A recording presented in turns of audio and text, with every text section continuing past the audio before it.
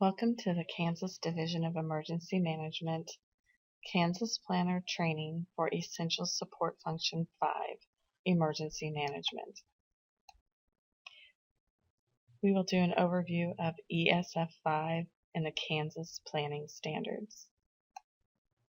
The 2014 Kansas Planning Standards, there is a link below to click on, and I would suggest you printing that off because it will be used for all the ESFs that needs to be filled out for your Kansas Emergency Operations Plan. Completing ESF 5 in the Kansas Planner System. Once you've signed on to the Kansas Planner System, in the middle of the page, you'll go in and type your county name. And when it brings that up, you will choose Emergency Operations Plan. Then you will click on the Annexes button. Within the Annexes on ESF 5 Emergency Management, click on Action Details. In this screen, there are two functions you can do. The first one we are going to do is choose our support agencies. You will click on who your coordinating agency will be, your primary and supports. And when you are done, click Save. Then you will go over to Customize Annex.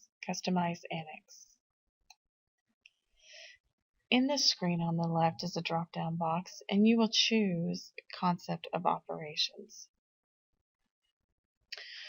Within the Concept of Operations, at the end of the numbering, you will go in and add the following information. In General Command and Control and Notifications, describe how emergency management efforts in support of emergency operations will be directed and controlled. Then you will identify agency responsibilities for liaison roles within the state and adjacent county emergency management officials. Then you will identify agencies responsible for managing the collection, processing, and disseminating of information to and from the Emergency Operations Center, the EOC. Identify agencies responsible for providing initial notification of ESF 5. And then your next number will be Incident Assessment.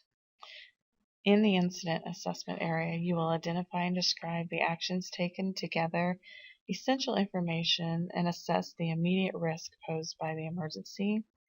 Then you will describe how the initial assessment is disseminated, and then you'll describe actions taken to monitor the status of the emergency and future effects that may result from the emergency.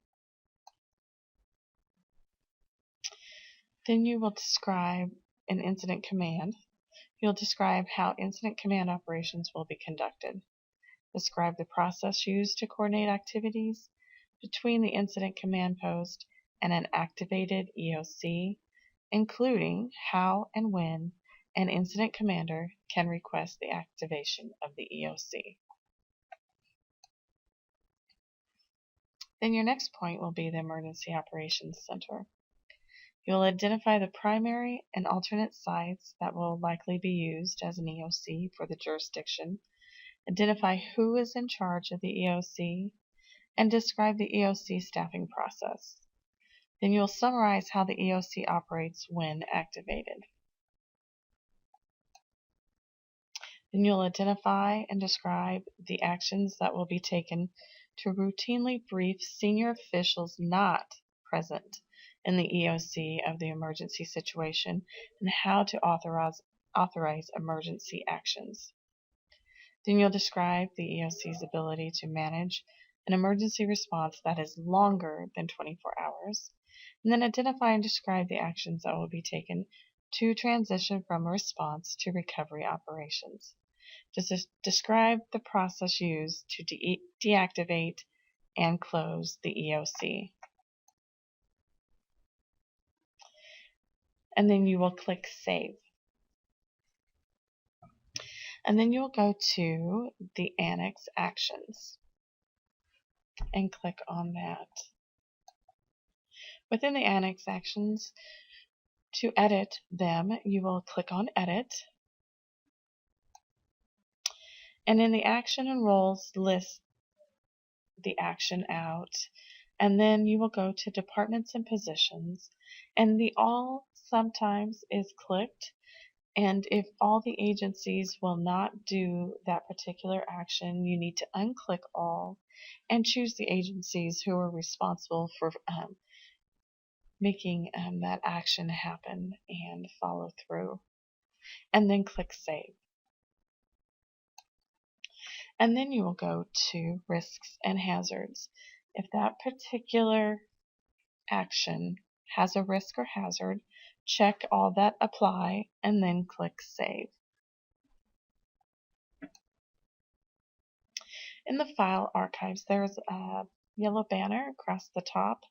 Click on File Archives. And within the File Archives, you can, right in the center, click to upload a file.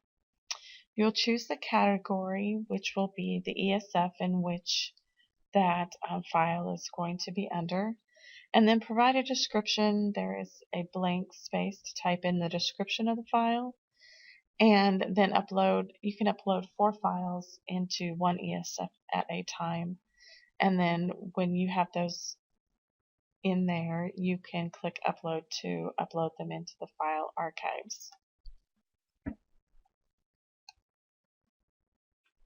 The required attachments that have to go into the File Archives is the EOC organizational chart, if not previously provided in the basic plan, and then the EOC staffing roster and contact information, and then a sample of the emergency declaration.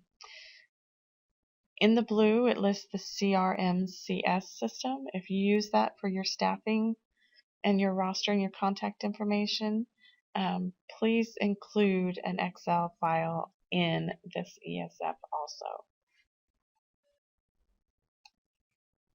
Up until this point, everything that has been discussed has to be in the ESF 5 Emergency Management Annex for your plan to be approved. The recommended attachments are the EOC function chart, emergency disaster event flow chart, the EOC room layout diagram, the checklist of activation and deactivation of the EOC, reference appropriate plans and or procedures for receiving or notifying certain facilities departments, and then a sample forms and logs listed below. Remember, this is your county plan, and any and all information you think is important that would be useful should be within the plan or uploaded into the File Archives.